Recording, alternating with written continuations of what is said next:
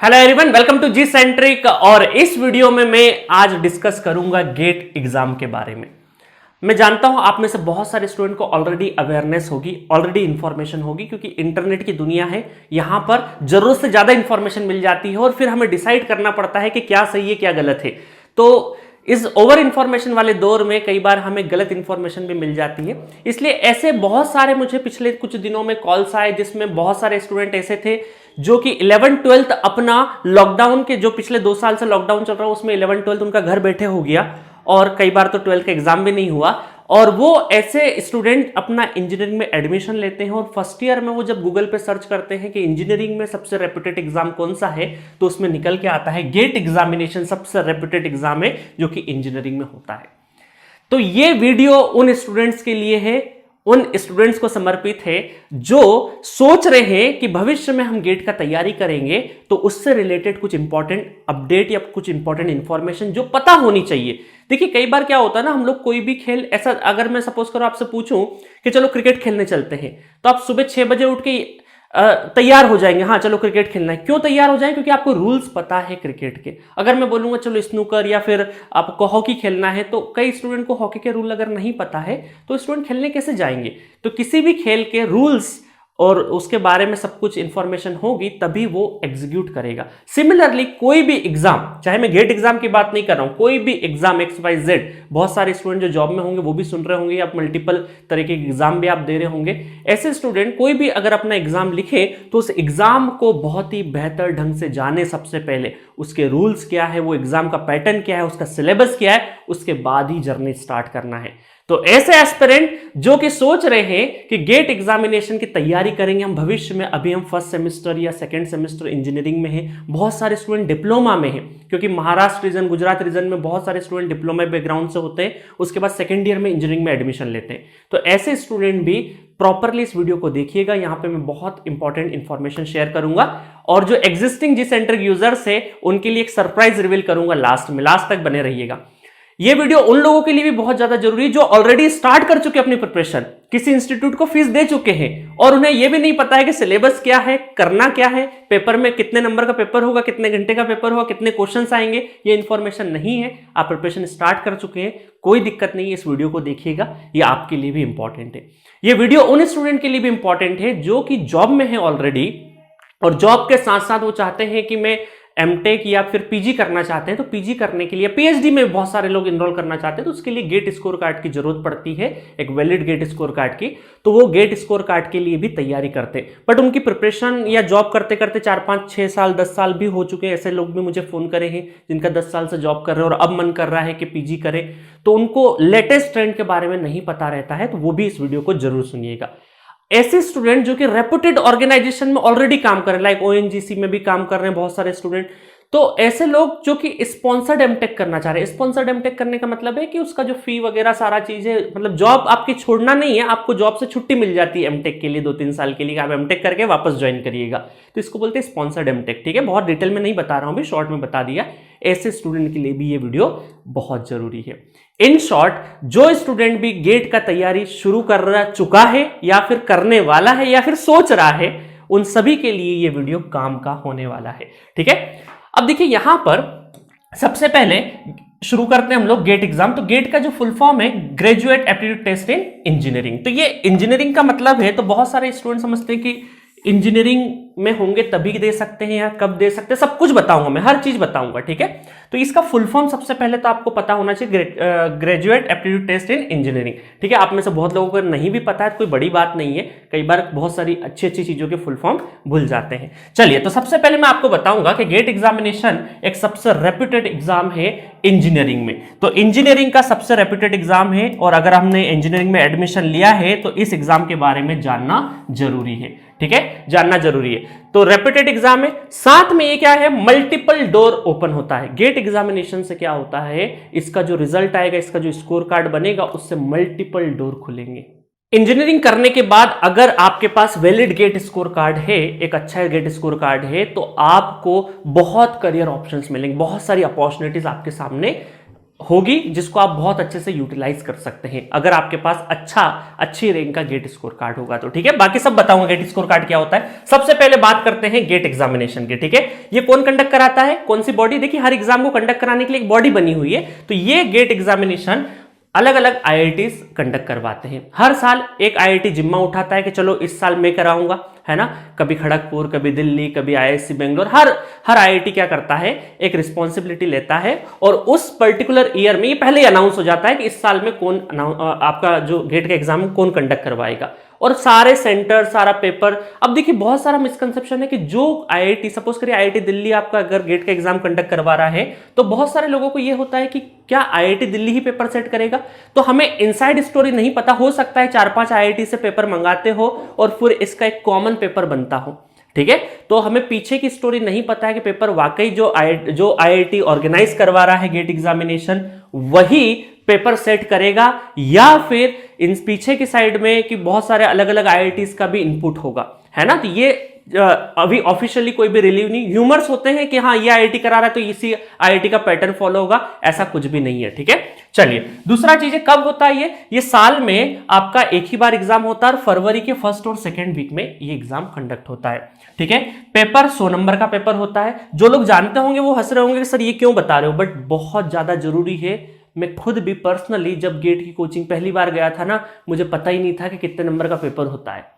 Literally बहुत student के साथ ये होता है प्रॉब्लम, उन्हें पेपर का पैटर्न, पेपर में नेगेटिव मार्किंग होगी नहीं होगी, कितने क्वेश्चंस आएंगे, कुछ भी क्लियर नहीं होता है। हो सकता है इंटरनेट के इस दौर में आपको पता भी होगा, बट बहुत सारे आप में से स्टूडेंट होंगे जिनको नहीं पता होगा, इसलिए मेरे सेटिस्फेक्शन के लिए मैं हर चीज बता रहा हूं। ठीक है, चलिए एक 100 मार्क्स का पेपर होगा जिसका ड्यूरेशन 3 घंटे का होगा। कंप्यूटर बेस्ड पेपर होता है आपका, जिसमें 65 क्वेश्चन आते हैं। शॉर्ट में बता रहा हूं, 65 क्वेश्चन आते हैं जिसमें 55 क्वेश्चन आपके इंजीनियरिंग, मैथमेटिक्स और आपकी जो ब्रांच है, हो सकता है आपकी electrical, EC, instrumentation, mechanical, civil, computer science, बहुत अलग अलग सेवरल ब्रांचेस में 17-18 ब्रांचेस आपको लिस्ट की गई है। उन एग्जाम्स में, उन ब्रांचेस में आप अपीयर कर सकते हैं। तो आपकी जो भी रिस्पेक्टिव ब्रांच, जब आप फॉर्म फिलअप करेंगे जो भी ब्रांच आप सिलेक्ट करेंगे उसका क्वेश्चन आएगा। ठीक है, तो 55 क्वेश्चन, आउट ऑफ 55 क्वेश्चन में से कुछ मैथमेटिक्स, इंजीनियरिंग मैथमेटिक्स जो कि M1, M2, M3 पढ़ते हैं ना, उससे आएगा। और जो आपने रिस्पेक्टिव पूरी इंजीनियरिंग में जो सब्जेक्ट सीखे हैं, अब आपका क्वेश्चन होगा सर पूरी जो इंजीनियरिंग में सारे सब्जेक्ट क्या वो सब इंपॉर्टेंट है? ऐसा नहीं, सिलेबस अवेलेबल होता है, मात्र 10 से 12-15 सब्जेक्ट आपके काम के होते पूरी इंजीनियरिंग के। ठीक है, उन्हीं सब्जेक्ट से आपका क्वेश्चन आता है। चलिए बचे हुए 10 क्वेश्चन जो है उसमें एप्टीट्यूड और इंग्लिश आता है। ठीक है, और एप्टीट्यूड एक इंजीनियरिंग एप्टीट्यूड होता है, बहुत हाई लेवल का नहीं है, बहुत ही एक कॉमन सेंस बेसिस से, जो अगर 4 साल का इंजीनियरिंग या 3 साल का इंजीनियरिंग कर रहे हैं, 3 साल का तो नहीं बोलूंगा क्योंकि देखिए थर्ड ईयर वाले भी एग्जाम देते हैं, इस वजह से मैं 4 साल इंजीनियरिंग नहीं बोल सकता क्योंकि थर्ड ईयर में भी आप अलाउ है अब। ठीक है, तो एप्टीट्यूड एक बहुत ही बेसिक लेवल का आता है, बहुत एडवांस लेवल जैसे केट हो गया या बैंकिंग की अलग अलग लेवल एग्जामिनेशन, उतना एप्टीट्यूड नहीं आता है। ठीक है, चलिए अभी 65 में कुछ क्वेश्चंस 1 मार्क्स के भी होंगे, कुछ क्वेश्चन 2 मार्क्स के भी होंगे। आपका क्वेश्चन होगा sir negative marking, yes negative है भी और नहीं भी है। तो आपको नेगेटिव मार्किंग जो 2 मार्क्स के जो क्वेश्चन होंगे उसमें 0.66 मार्क डिडक्ट होगा अगर गलत क्वेश्चन होता है, और सही होता है तो 2 नंबर मिलते हैं। और कुछ क्वेश्चन आपके 1 मार्क्स के जो होंगे उसमें नेगेटिव मार्किंग अगर होता है, अगर गलत क्वेश्चन हो जाता है तो 0.33 मार्क्स आपका डिडक्ट होगा। ये उन क्वेश्चंस में है नेगेटिव मार्किंग जो एमसीक्यू टाइप के। एमसीक्यू टाइप का मतलब 4 ऑप्शन गिवन है जिसमें से 1 सही है 3 गलत है, वो है एमसीक्यू टाइप के। और निगेटिव कुछ क्वेश्चंस ऐसे होते हैं जिसमें निगेटिव मार्किंग नहीं है। किस टाइप के क्वेश्चंस होंगे वो क्वेश्चंस होंगे फिल इन द ब्लैंक्स वाले। फिल इन द ब्लैंक्स वाले क्वेश्चन को बोलते हैं हम लोग एनएटी टाइप। एनएटी टाइप मतलब कि फिल इन द ब्लैंक्स, मतलब आपका आंसर आएगा उसमें वैल्यू पुट करना है, ये ऐसा fill in the blanks given होगा, जो भी आंसर आया वो आपको यहाँ पे लिखना रहेगा। और एक पिछले साल ही इंट्रोड्यूस किया एक pattern MSQ type. MSQ type multiple select question, इसका मतलब है कि 4 से 5 ऑप्शन है उसमें से 1 से ज्यादा आंसर करेक्ट है, तो इस में भी निगेटिव मार्किंग नहीं होती है। अब बहुत सारे स्टूडेंट इस पैटर्न को लेके पिछले साल बहुत ज्यादा डर गए थे, है ना, बट आपको डरने की जरूरत नहीं है। इस एमएसक्यू के ऊपर बहुत ज्यादा क्वेश्चंस नहीं पूछे हैं। ठीक है, तो बहुत एकदम बोल सकते हैं कि पेपर में पूरा एमएसक्यू टाइप के क्वेश्चंस 1, 2, 3, 4 से ज्यादा नहीं मिलेंगे आपको। ठीक है, बट क्या पता आईआईटी सरप्राइज दे दे हमें, कभी कभी हो सकता है 10-15 क्वेश्चन भी भर दे, बट ऐसा उम्मीद कम है। क्योंकि जब से ये अनाउंस हुआ एमएसक्यू टाइप का पैटर्न, उसके बाद जो गेट एग्जामिनेशन हुआ है उसमें बहुत कुछ ब्रांचेस में तो पूछा ही नहीं गया है, और जिसमें भी पूछा है उसमें 2-3-4 क्वेश्चन से ज्यादा नहीं पूछा है। ठीक है, तो ये आपकी निगेटिव कौन से होंगे, एमसीक्यू टाइप के, और नॉन निगेटिव एनएटी टाइप मतलब फिल इन द ब्लैंक्स वाले शॉर्ट फॉर्म में बोलूं, और एमएसक्यू टाइप के। तो ये रहा पूरा पेपर का पैटर्न, समझ में आ गया। तो जो पहली बार अगर गेट एग्जामिनेशन देने वाले हैं तो ये चीज दिमाग में बिठा लीजिएगा, चाहे कोई भी ब्रांच हो आपकी।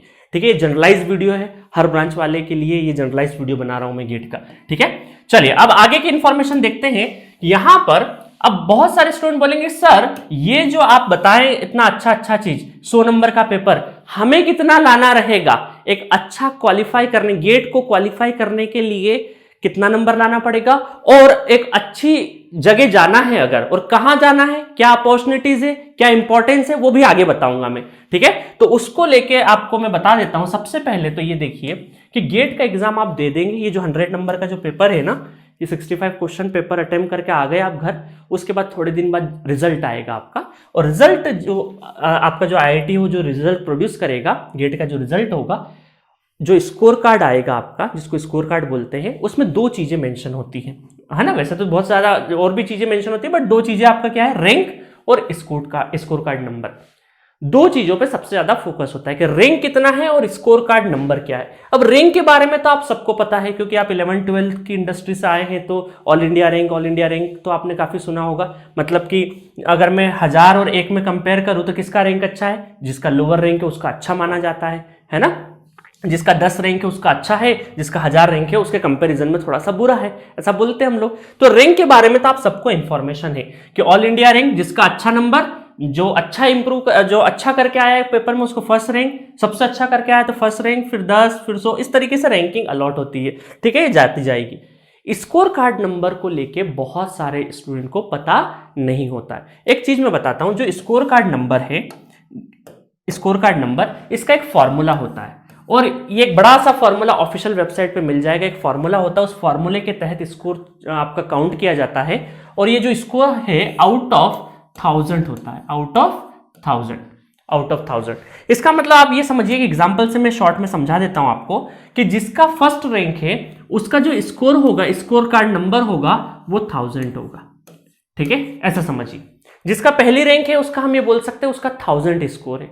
जिसका 100 रैंक होगा, है ना, एक देखिए ये एग्जैक्ट नहीं है, एक अप्रोक्सीमेशन, आपको एक आइडिया बता रहा हूं मैं आपको।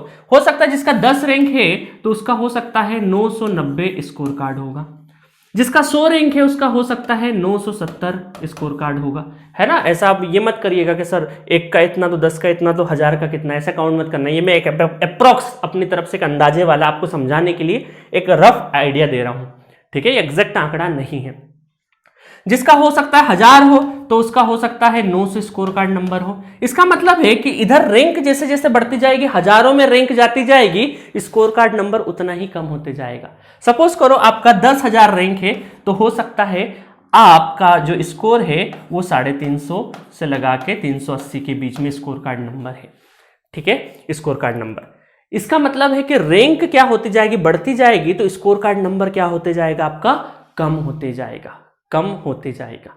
ठीक है, अब मैं आपको एक रफली बता देता हूं कि क्वालिफाई करने के लिए क्या चाहिए मिनिमम। अगर मैं मार्क्स के टर्म में बात करूं, वैसे तो देखिए क्वालिफाई का एक गेट एग्जामिनेशन क्वालिफाई करने का एक ऐसा नंबर नहीं है कि 20 नंबर आ गया तो आप क्वालिफाई हो गए, नहीं आया तो नहीं हुए, ऐसा एक फिक्स्ड नंबर नहीं है। आपका हर साल पेपर का जैसा पैटर्न होगा, इजी है, टफ है, मॉडरेट है, उसके अकॉर्डिंग चीजें चेंज होगी, है ना। तो कट ऑफ मार्क्स क्या होते हैं, वेरी करते हैं 25 से लगाकर 35 मार्क्स। ठीक है, किसी साल आपका हो सकता है, ये मैंने एक रफ आइडिया बताया, किसी साल हो सकता है 40 मार्क्स भी आपका कट ऑफ नंबर हो सकता है, उससे ज्यादा भी हो सकता है अगर पेपर इजी बना तो पेपर इजी बनेगा, इसका मतलब ज्यादा से ज्यादा लोग अच्छा स्कोर करेंगे तो कट ऑफ मार्क्स आगे बढ़ जाएगा, और टफ पेपर बनेगा तो कम स्कोर होगा तो कट ऑफ मार्क्स कम भी हो जाएगा। तो मैंने एक रेंज लिख दी है, अप्रॉक्स रेंज के 25 से लगा के 35 मार्क्स के बीच में रफली। बाकी डिपेंड करेगा उस ईयर के पेपर के टफनेस लेवल पर, उसमें कितने कैंडिडेट अपीयर हुए हैं, कितने कैंडिडेट ने अच्छा किया है, उसके ऊपर पूरा का पूरा बनता है ये कट ऑफ मार्क्स। तो इसका मतलब है 25 से 35 के बीच में अगर आ गया एक रफ आइडिया, अगर इसको क्रॉस कर लिया आपने आउट ऑफ 100 मार्क्स, तो आपको माना जाएगा कि आपने गेट एग्जामिनेशन क्वालिफाई कर लिया है। अब क्वालिफाई कर लिया है तो इसका क्या इंपॉर्टेंस है? हम क्या जश्न मनाएं, सड़कों पर उतर के एकदम जश्न मनाने लग जाए कि हम गेट क्वालिफाई कर लिए, गेट क्वालिफाई कर लिए? तो मैं आपको बताऊंगा जस्ट कट ऑफ पार करना एक वो ऐसा नहीं है कि आपको बहुत अच्छा मिल जाएगा, बट हाँ, अगर आपके पास एक क्वालिफिकेशन वाला वैलिड स्कोर कार्ड है, मतलब एक आपने गेट की एग्जाम को क्वालिफाई कर लिया, तो उसके बहुत ज्यादा आपको यूजेस है ना। मैं ये नहीं बोलूंगा टॉप कंपनी मिल जाएगी, टॉप पीएसयू मिल जाएगा आपको इस क्वालिफाई करने पे ही, बट आपके पास बहुत सारे अपॉर्चुनिटीज ओपन हो जाती है आपके लिए। ठीक है, चलिए। और अगर मैं गेट स्कोर कार्ड की बात करूं तो जब आप ये क्वालिफाई करते हैं ना नंबर, उस टाइम पे आपका जो गेट का स्कोर कार्ड है उसका जो नंबर है 270 से 350 के बीच में वेरी करता है। फिक्स नहीं है, थोड़ा बहुत वेरी होगा, मैंने एक अप्रोक्स आइडिया लिया है। ठीक है, कि 270 से 350 के बीच में आपको स्कोर कार्ड मिलेगा, है ना। तो कोई 300 स्कोर कार्ड बोले तो इसका मतलब वो समझ लेना है कि उसने जस्ट क्वालिफाई किया है। अब क्या होता था ना, हमारे टाइम पे एक जोक चलता था कि अगर आपका शादी के लिए रिश्ता आया है ना, और आप 4-5 साल से लगे हैं गेट का एग्जाम देने के लिए, और शादी के लिए रिश्ता आया, पूछा कि आपका गेट स्कोर कार्ड क्या है, तो आप रैंक नहीं बताएंगे। आप सपोज करो आपका 10,000 रैंक है, तो आप 10,000 रैंक मत बताओ, उसे बताओ लोअर नंबर 350 स्कोर कार्ड है ना। तो सामने वाले को अगर कुछ आइडिया नहीं है तो बोले मिश्रा जी के बेटे का तो 990 बहुत पीछे आया, है ना, क्योंकि वो रैंक के टर्म्स में उनका दिमाग चलता है। 350 का मतलब जस्ट क्वालिफाई हुआ, जिसका 990 आया मतलब बहुत अच्छा नंबर है उसका, अगर गेट स्कोर कार्ड। तो रैंक का जो दिमाग हमारा बना हुआ रहता है शुरुआत से, जो पेरेंट्स अवेयर होंगे उनकी बात अलग है, बाकी जो नॉर्मल मिडिल क्लास फैमिली जिनका बहुत ज़्यादा दिमाग नहीं चलता है, जिन पेरेंट्स का, तो उनको ऐसा लगता है कि स्कोर कार्ड में बेवकूफ़ बनाया जा सकता है। तो हमारे टाइम पे एक जोक चलता था कि जब भी आपको घर पे डांट वाट पड़ने वाली और पेपर बिगड़ा है तो गेट स्कोर कार्ड नंबर बताइए, रैंक मत बताइए, क्योंकि 10,000 5,000 रैंक बताएंगे तो आपको लोग 5,000 की पोजीशन पे है। इधर बताइए सिंपली 300 स्कोर कार्ड आया है, जस्ट क्वालिफाई, है ना। आप झूठ भी नहीं हुए और आपका मान सम्मान भी रह गया उस टाइम के लिए। ठीक है, अब देखिए दोनों का मतलब क्या है। आपका जो एमटेक में एडमिशन होगा वो रैंक बेसिस पे नहीं होता है, स्कोर कार्ड नंबर पे होता है। क्यों? क्योंकि जो स्कोर कार्ड आपका जो स्कोर कार्ड है उसका जो वैलिडिटी है वो 3 साल तक रहेगा। सपोज करिए इस साल आपने गेट दिया और आपने क्वालिफाई कर लिया, तो जो स्कोर कार्ड है उससे आप एमटेक में एडमिशन, जब पीजी में एडमिशन लेने जाएंगे तो उस स्कोर कार्ड से ही आपका एडमिशन होगा। और आपका मूड हुआ कि इस साल एडमिशन नहीं लेना, मुझे अगले साल लेना है या उसके अगले साल लेना है, तो आप सेम स्कोर कार्ड से, दोबारा एग्जाम देने की जरूरत नहीं, सेम स्कोर कार्ड से नेक्स्ट टू नेक्स्ट ईयर भी आप एडमिशन ले सकते हो। अब देखिए नेक्स्ट टू नेक्स्ट ईयर आपने एडमिशन लिया तो उस टाइम पे तो पेपर अलग बना था, रैंक अलग आया था, ऑल इंडिया रैंक अलग आया होगा।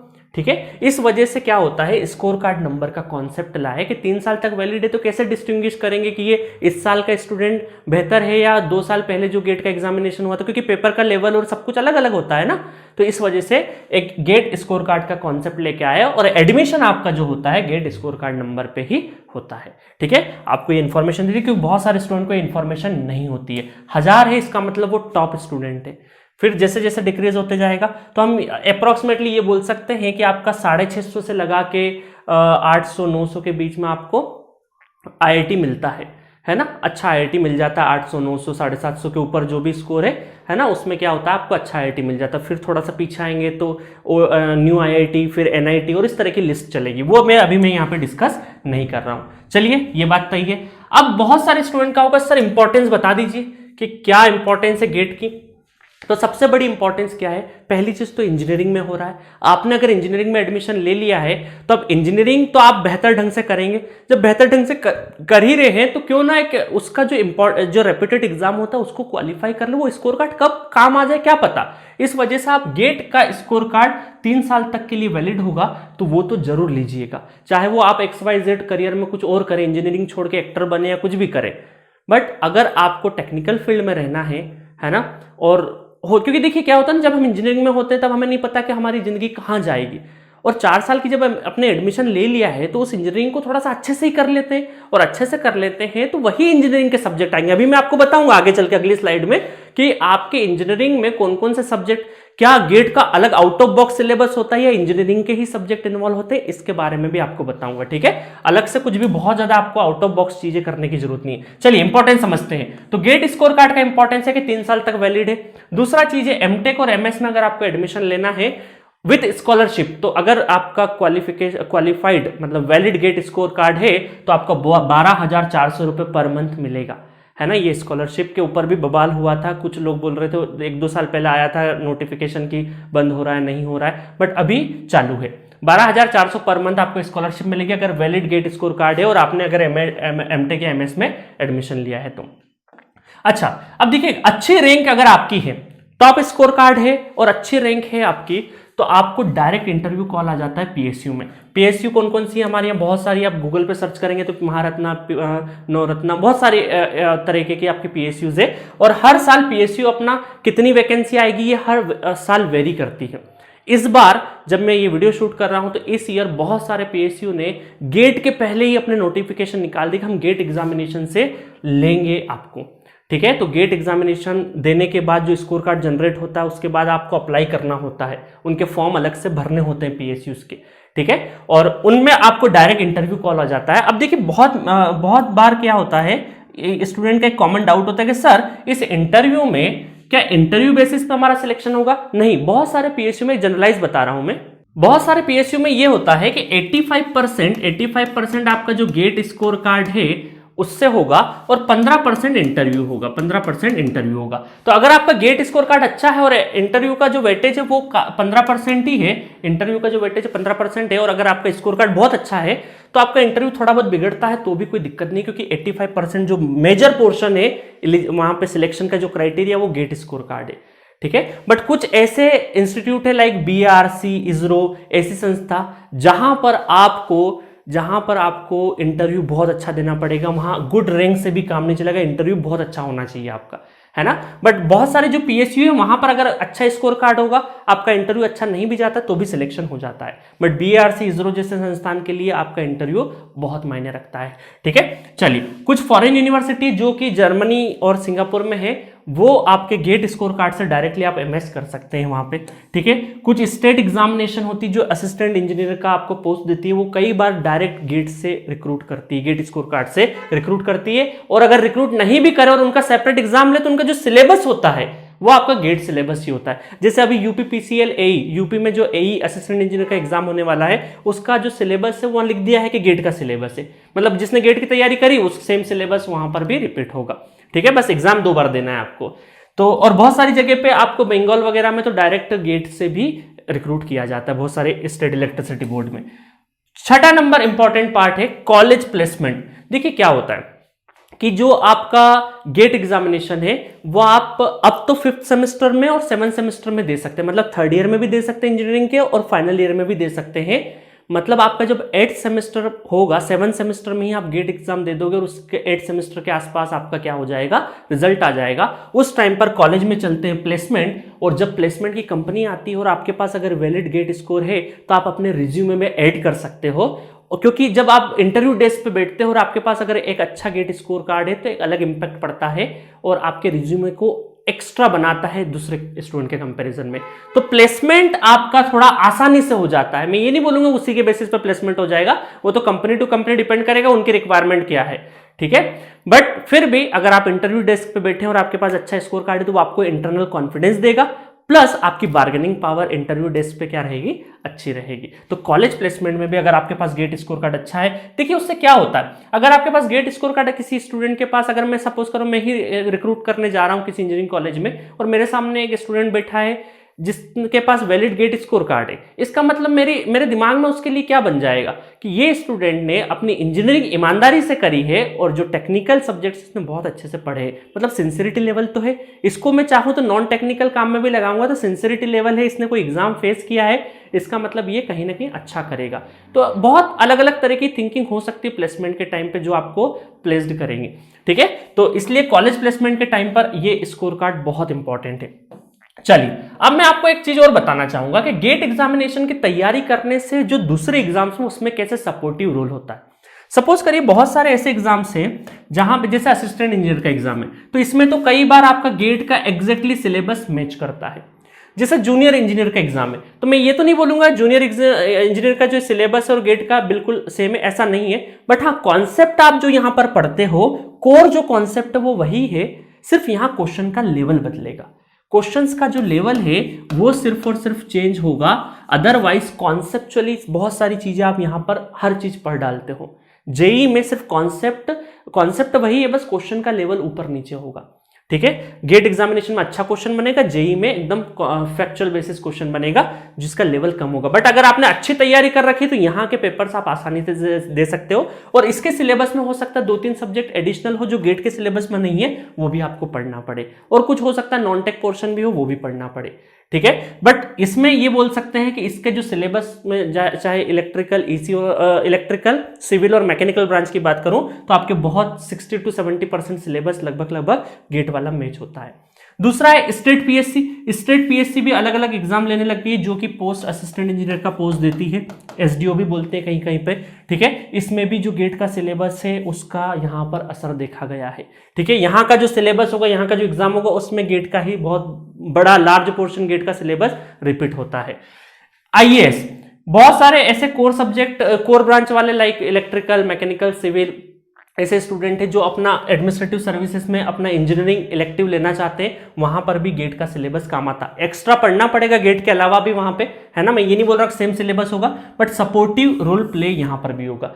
ईएससी भी 2 होता है, प्री और मेंस। मेंस में आपको क्या है, कन्वेंशनल अप्रोच रखना है, कन्वेंशनल जो कि आप यूनिवर्सिटी एग्जाम लिखते हैं अपना, और जो प्री होता है वो क्या होता है, ऑब्जेक्टिव एग्जाम होता है। तो ऑब्जेक्टिव एग्जाम में जो गेट में आपने अच्छी तैयारी करी है उससे लो लेवल के ही क्वेश्चन यहां पे आपसे पूछे जाते हैं, टेक्निकल की बात करूं तो। और मेंस में आपको थोड़ा सा कन्वेंशनल अप्रोच में जाना पड़ेगा, और हो सकता है कि ईएससी में आपको 3-4 सब्जेक्ट आपको एडिशनल एक्स्ट्रा पढ़ना पड़े, जो कि गेट के सिलेबस में नहीं था। मतलब ये बोल सकता हूं, अगर आप गेट की तैयारी कर रहे हैं तो इतनी जितनी एग्जाम्स मैंने लिखी है, इन एग्जाम्स में आपको तकरीबन 50, 60, 70 डिपेंड ऑन द एग्जाम, है ना, लेवल, तो यहां पर आपको काफी सपोर्ट मिल जाएगा। 60, 70, 80% का तैयारी आपकी यहीं पे इन डिफरेंट एग्जाम की हो चुकी रहेगी अगर आपने गेट एग्जाम कर लिया है तो, है ना। अब ये मत बोलना कि सर आईएएस में तो आपको सिर्फ आप एक ही सब्जेक्ट की बात कर रहे हैं, बाकी सब तो बहुत दूसरा हमें नॉन टेक्निकल वगैरह पढ़ना पड़ेगा। मैं टेक्निकल के परसेंटेज बता रहा हूं, ठीक है। तो ये एग्जाम की तैयारी, क्योंकि हमारी ये इसकी जो तैयारी है वो बहुत सारे इंजीनियरिंग स्टूडेंट हैं जो कि ये समझते हैं कि गेट एग्जामिनेशन में कुछ अलग करना पड़ेगा, तो ऐसा नहीं है। आपको मैं एक चीज बताता हूं कि जो इंजीनियरिंग कर रहे हैं अभी, इंजीनियरिंग देखिए, इंजीनियरिंग में आपको first year, second year, third year, final year, ये 4 साल है। 4 साल में first semester, second semester, first semester second semester में आप कौन से सब्जेक्ट पढ़ते हैं? आप वो सब्जेक्ट पढ़ते हैं, थोड़ा सा कलर चेंज कर लेते हैं, आप वो सब्जेक्ट पढ़ते हैं जिसमें फिजिक्स हो गया, केमिस्ट्री हो गया, इस तरह के सब्जेक्ट आप पढ़ते हैं। फिजिक्स हो गया, केमिस्ट्री हो गया, इंजीनियरिंग ड्राइंग हो गया, ये वाले सारे सब्जेक्ट आप पढ़ते हैं, ठीक है।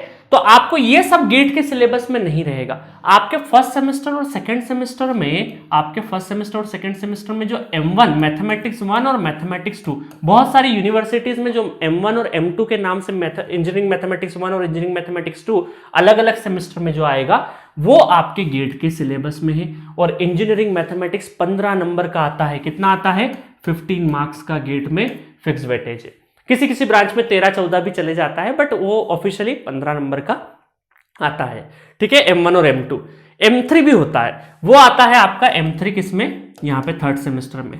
अब कुछ कुछ यूनिवर्सिटी में हो सकता है M3 को आप फोर्थ सेमेस्टर में फेंक दें, है ना। कुछ में हो सकता है कि M1, M2, M3 फर्स्ट और सेकंड में ही सिमट जाए। तो अलग अलग, हिंदुस्तान इतना बड़ा है, इतनी सारी यूनिवर्सिटी, तो हो सकता है अलग अलग यूनिवर्सिटी में अलग अलग है। मैं जनरलाइज बता रहा हूं।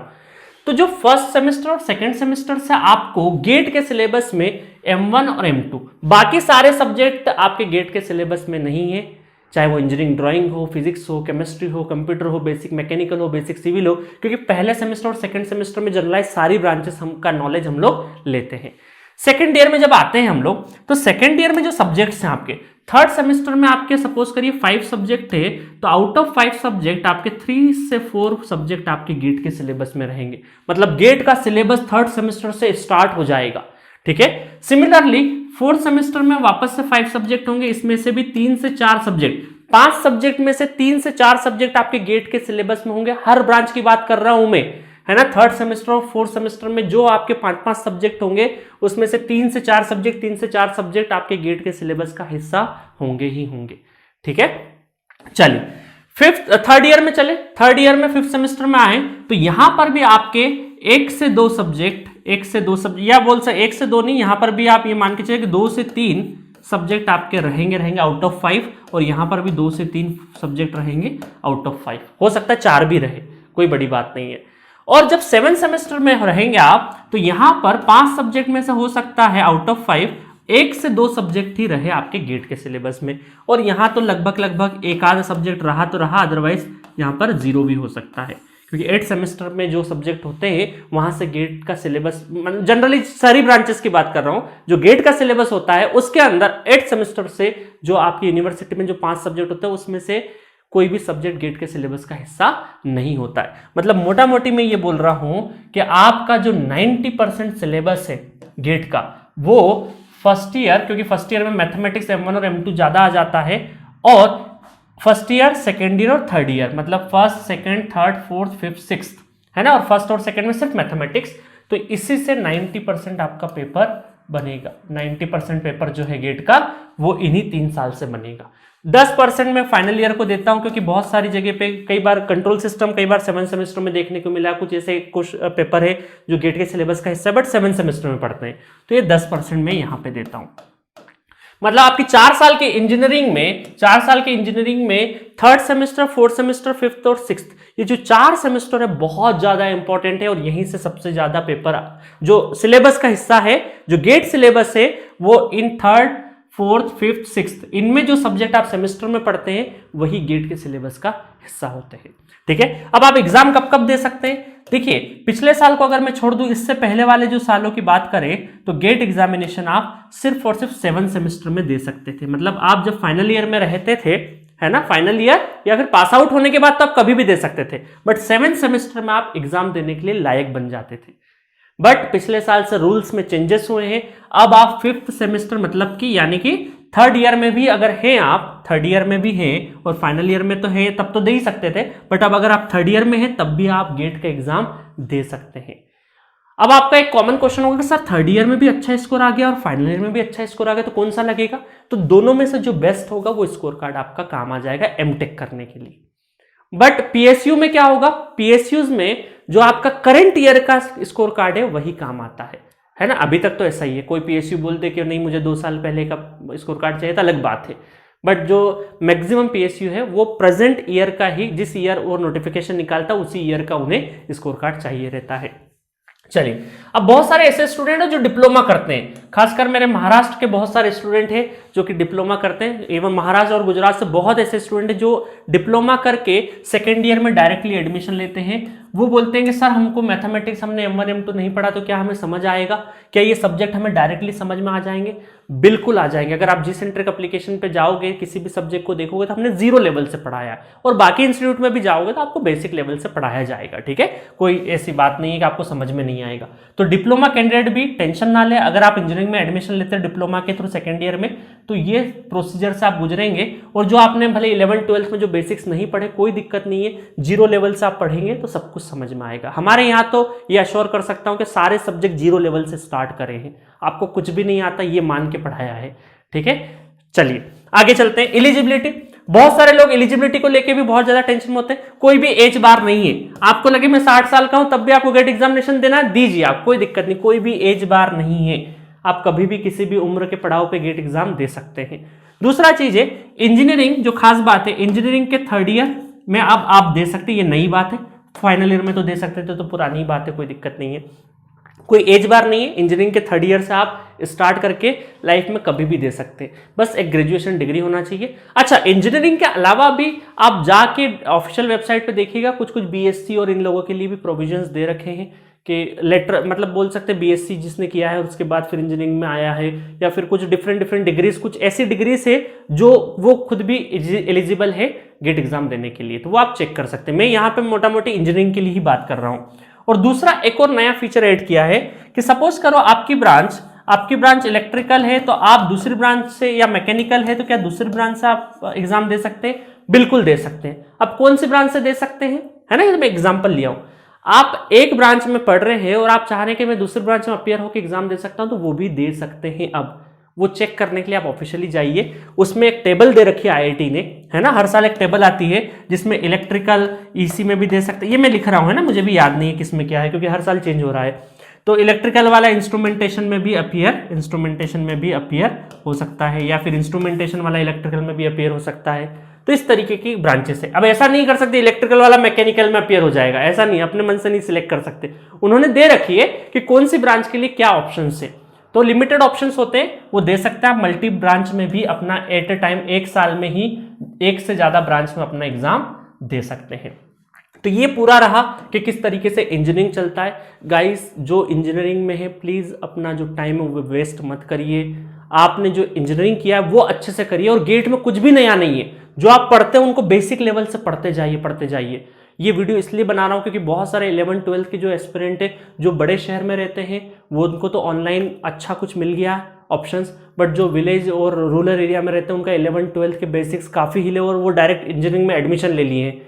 इस वजह से उनको गाइडेंस का बहुत ज़रूरत है, इस वजह से ये वीडियो बना रहा हूँ मैं, ठीक है। क्योंकि जो छोटे शहरों से स्टूडेंट जिनको ऑनलाइन सपोर्ट नहीं मिल पाए, क्योंकि जिनके स्कूल अच्छे नहीं थे, उनका ऑनलाइन सिस्टम ही नहीं था, तो क्या पढ़ा उन्होंने, एग्जाम में पास जरूर हो गए बट नॉलेज लेवल पे उनको कहीं ना कहीं सेक्रीफाइस करना पड़ा। इस वजह से इंजीनियरिंग में दिक्कत नहीं आई, इस वजह से मैं आपकी आंखें खोल रहा हूँ, ठीक है। चलिए नेक्स्ट आपका है कि गेट कोर्सेज जी सेंट्रिक, है ना। जी सेंट्रिक हम लोग क्या ऑफर करते हैं आपको, थोड़ा हमारी मार्केटिंग भी कर लेते हैं। जी सेंट्रिक पे आप देखिए इलेक्ट्रिकल वाले स्टूडेंट जो ट्रिपल ई होता है इलेक्ट्रिकल एंड इलेक्ट्रॉनिक्स, वो भी इलेक्ट्रिकल में ही काउंट होता है गेट में, है ना। आप ऐसा मत सोचिएगा किस में इलेक्ट्रॉनिक्स में भरे या किस में, इलेक्ट्रिकल एंड इलेक्ट्रॉनिक्स वाले स्टूडेंट भी इलेक्ट्रिकल में ही काउंट होते हैं। ईसी और इंस्ट्रूमेंटेशन 3 ब्रांच हम लोग जी सेंट्रिक पे चलाते हैं, यूट्यूब चैनल पर भी, एप्लीकेशन पर भी, सब जगह पेड कोर्स वगैरह सब कुछ है।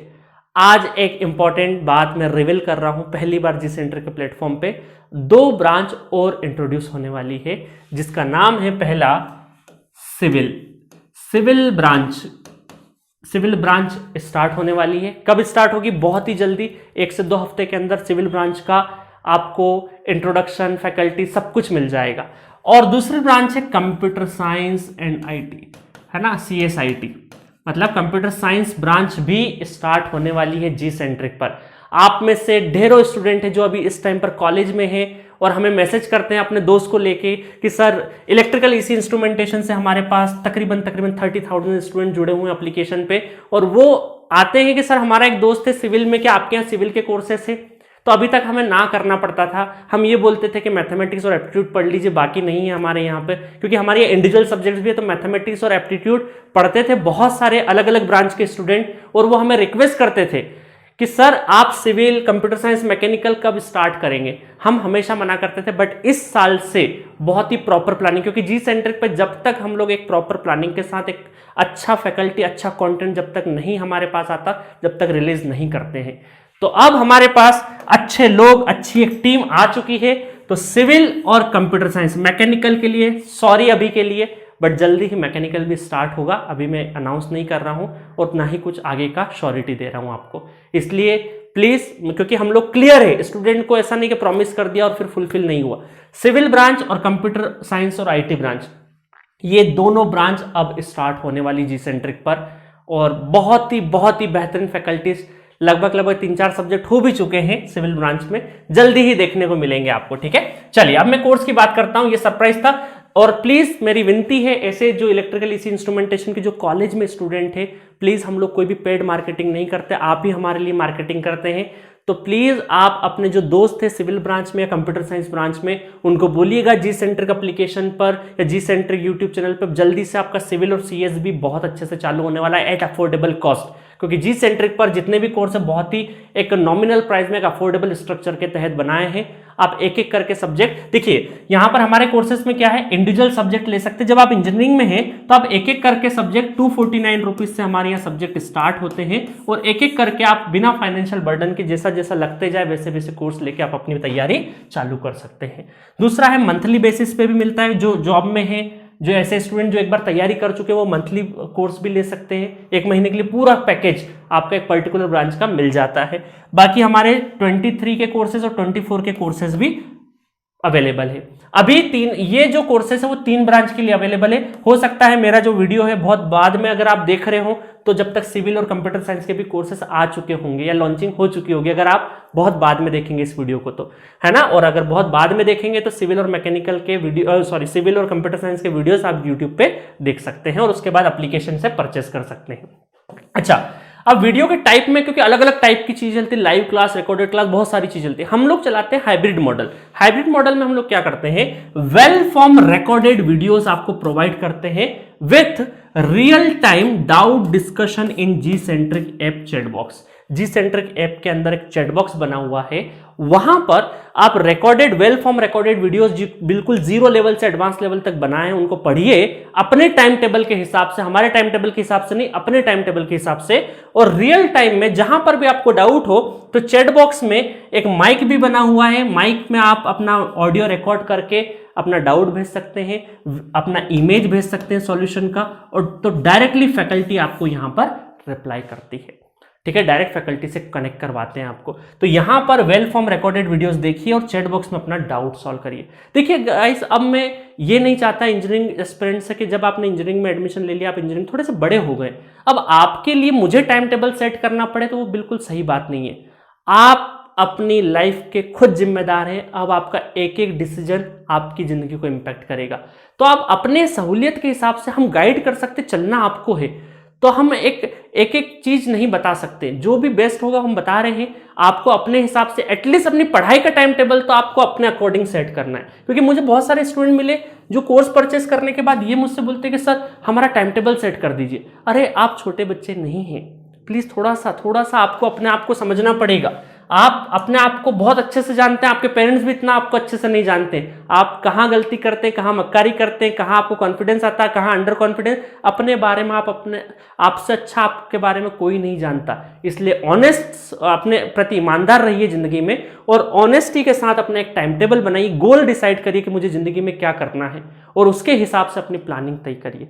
क्योंकि मेरा मानना है कि अगर आपने इंजीनियरिंग में एडमिशन लिया है तो आप इंजीनियरिंग को बहुत अच्छे से करिए, और बहुत अच्छे से कर रहे हैं तो गेट स्कोर कार्ड लेने में क्या दिक्कत है। चाहे आप XYZ कुछ भी करना जिंदगी में, बट जो टेक्निकल आपने अगर एडमिशन ले लिया है तो सोच समझ के एडमिशन लिया होगा, तो वो आप बहुत अच्छे से करिए। ठीक है, चलिए अब हमारे पास प्लेटफॉर्म कौन कौन से, आपको कैसे जाना है इन कोर्सेज को अवेल करने के लिए। अभी 3 ब्रांच में कोर्सेज है, ये जल्दी भी ये कोर्सेज आ जाएंगे। ठीक है, और बहुत बाद में अगर कोई वीडियो सुन रहा होगा मेरा तो सिविल और कंप्यूटर साइंस के भी आ जाएंगे जब तक तो। ठीक है, एंड्रॉइड अगर आपके पास मोबाइल या टैबलेट है तो आपको जाना है प्ले स्टोर पर, और प्ले स्टोर से जी सेंट्रिक ऐप को लिखना है, जिसकी 4.7 रेटिंग अभी है, कभी कभी 4.8 भी हो जाती है। आपका बहुत प्यार मिला हुआ है। ठीक है, तो गेट इंडस्ट्री में सबसे हाईएस्ट प्ले स्टोर पर रेटिंग है। जी सेंट्रिक ऐप को डाउनलोड करिए, बहुत ही सिंपल इंटरफेस है। वहां जाके कोर्सेस आप सर्च बार में जाइएगा, अपना इंडिविजुअल सब्जेक्ट टाइप करिएगा, फुल कोर्स चाहिए तो फुल कोर्स, और चैट बॉक्स बनाए आपको कोई इंफॉर्मेशन चाहिए तो। ठीक है, ऐसे स्टूडेंट जिनके पास आईफोन है या आईपैड है, थोड़े से पैसे वाले स्टूडेंट है जिनके पास आईपैड या आईफोन है, वैसे स्टूडेंट ऐप स्टोर पर जा सकते हैं अपने, और उसमें माई इंस्टीट्यूट ऐप डाउनलोड करना है। रेड कलर का लोगो मिलेगा, माई इंस्टीट्यूट ऐप डाउनलोड करना है। जी सेंट्रिक के नाम से नहीं है, माई इंस्टीट्यूट के नाम से है। जी सेंट्रिक का एप्लीकेशन अंदर से वैसे ही है, माई इंस्टीट्यूट ऐप डाउनलोड करना है, और वहां पूछेगा ORG कोड, तो वहां पर लगाना है Gcent is the ORG code. जैसे करेंगे मोबाइल नंबर डालना है, अंदर चले जाएंगे। सिंपल, जैसा एप्लीकेशन एंड्रॉइड में खुलता है वैसा आईफोन में खुल जाएगा, आईपैड में खुल जाएगा। अब ऐसे स्टूडेंट जो कि लैपटॉप पे देखना चाहते हैं, तो लैपटॉप पे थोड़ा सा प्राइसिंग जो ये जो फोन और टैबलेट के लिए जो कोर्सेस है उससे थोड़ा सा चार्ज ज्यादा होता है लैपटॉप में, इंटरफेस कॉस्टिंग। वैसे हमारा प्राइस बहुत ही अफोर्डेबल, आप जाके प्राइसिंग देख सकते हो। लैपटॉप पे आपको कुछ कोर्सेज पे आपको जो एंड्रॉइड का प्राइस है उससे 600 ज्यादा देना पड़ेगा, कुछ कोर्सेज पे 800 ज्यादा देना पड़ेगा, और फुल कोर्स अगर आप लैपटॉप वाला लेते तो एंड्रॉइड का जो प्राइस है उससे 3000 ज्यादा देना पड़ेगा 23 के लिए। अगर 24 का हुआ तो आपको 6000 एक्स्ट्रा देना पड़ेगा, 2 साल के लिए ले रहे हैं तो। ठीक है, तो ये जो एक्स्ट्रा क्यों है, क्योंकि इंटरफेस कॉस्टिंग, क्योंकि ये पूरा का पूरा जो इसका इंटरफेस है वो G ड्राइव इंटरफेस बोलते हैं। इसमें आपको एक मीडिया प्लेयर और बहुत सारी चीजें दी जाएगी, बट उसके लिए ये डायरेक्टली आपको एप्लीकेशन पे नहीं अवेलेबल होगा। लैपटॉप के लिए आपको चाहिए जो कोर्सेज, टैबलेट और मोबाइल के लिए अगर आपको लैपटॉप पे चलाना है तो इस नंबर पे कॉल करिएगा, और कॉल करके अपने आप बता दीजिए कौन सा सब्जेक्ट चाहिए आपको, फुल कोर्स चाहिए, कोई इंडिविजुअल सब्जेक्ट चाहिए, और वो बताने के बाद आपको अपने लैपटॉप का कॉन्फ़िगरेशन बताना है, विंडोज 10 है, प्रोसेसर कौन सा है, ये सारी इंफॉर्मेशन बताइएगा, ताकि टीम पहले आपका जो सिस्टम है, जो लैपटॉप है, उसको वेरीफाई करेगी। उसके बाद ही फिर हम लोग पेमेंट डिटेल यहाँ पे देंगे आपको, ठीक है। चलिए, तो इस तरह के ये प्लेटफॉर्म बने, बहुत ही सिंपल प्लेटफॉर्म है, बहुत ही अफोर्डेबल कॉस्ट पे सारे के सारे कोर्सेज अवेलेबल है। सरप्राइज क्या है आपके लिए? सिविल और कंप्यूटर साइंस।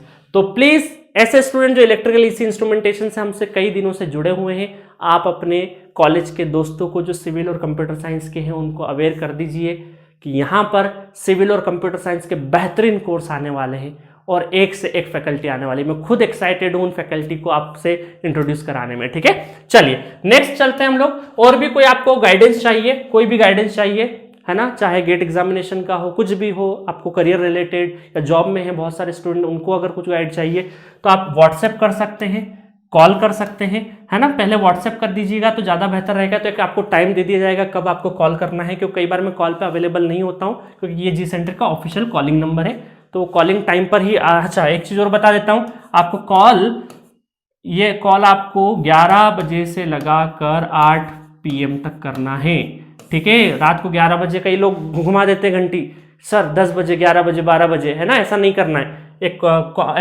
कॉमन सेंस होना चाहिए बेसिक कि कब हमें फोन करना है, ठीक है। तो ये मैंने टाइम दे दिया है, ठीक है। चलिए, व्हाट्सएप कर सकते, कॉल कर सकते, जी सेंटर एप्लीकेशन को डाउनलोड करके चैट बॉक्स पे भी अपना मैसेज ड्रॉप कर सकते हैं। ये मैसेज सीधा मेरे तक आता है ना, सेंट्रलाइज स्ट्रक्चर है, तो चैट बॉक्स का जो मैसेज है वो सीधा मेरे तक आता है, तो मैं वहां पर आपको जल्दी से जल्दी रिप्लाई कर पाऊंगा, ठीक है। ऑल द बेस्ट अपनी जर्नी के लिए गाइस। जिंदगी में एक चीज का हमेशा ध्यान रखिए, समय जो है ना बहुत अनमोल है, जितना जल्दी आप मोल कर लोगे समय का, उतना आपके लिए अच्छा है, आपके करियर के लिए अच्छा है। क्योंकि 20 से लगा के 30 की जो उम्र होती है ना, 20 से लगा के 30 की जो उम्र होती है, इसको ये जैसे जैसे डिक्रीज होती जाती है, 20 से 22, 23, 25, 30 होते गए, तो ये हाई एनर्जी वाली एज है। इसमें जो कर लिया तो कर लिया आपने, ये हाई एनर्जी, मैं ये नहीं बोल रहा हूं उसके बाद नहीं हो सकता है, बट जो एनर्जी आज जो फील कर, जो 20, 21, 22 की एज में जो एनर्जी फील करते हैं, वो 30 की एज में नहीं है, ग्राफ डिक्रीज होते जाएगा। मैं एग्जांपल दूं आपको, जब हम लोग नई नई गाड़ी सीखते ना 20-21 की उम्र में, 19-20-21 की एज में, तो हम घबराते ही नहीं है, 100 की स्पीड जाने में 100-110 की स्पीड आसानी से टच कर देते हैं। बट सेम चीज हम 30-35 की एज में जैसे जैसे जाएंगे तो वो स्पीड डिक्रीज होती, क्यों? रिस्क फैक्टर बढ़ जाता है। तो आपकी जो एनर्जी, अंदर जो एनर्जी है, देखिए 12 घंटे हमें काम जिंदगी के एक पड़ाव पे करना है, अभी कर लीजिए तो अच्छा है, क्योंकि एनर्जी भी हाई है ना। तो जितना अर्ली एज में आप मेहनत कर लेंगे उतना अच्छा रहेगा, आगे कम मेहनत करनी पड़ेगी। मेहनत ऐसा नहीं कि कभी छूट जाए, मेहनत नहीं करना है, एक लेवल अचीव हो गया और कुछ भी नहीं है, ऐसा नहीं। मेहनत तो आपको जब तक जिंदगी जब तक करना, और मेहनत से क्या भागना।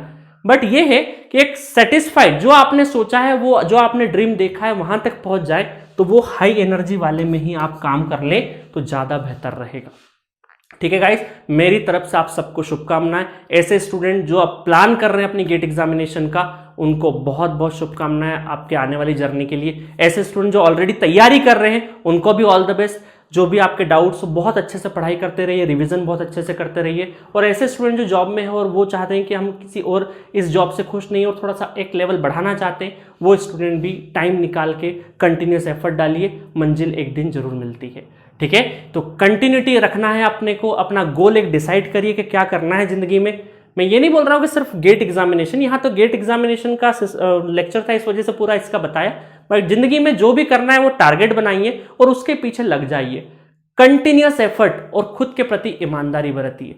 आप अगर खुद से ईमानदारी नहीं रखेंगे, खुद को बेवकूफ़ बनाते गए, तो जिंदगी में कहीं पर नहीं पहुंच पाएंगे। तो टारगेट है, ईमानदारी रखिए और कंटिन्यूअस एफर्ट डालते रहिए, एक दिन मंजिल जरूर मिलेंगी। Okay, thank you.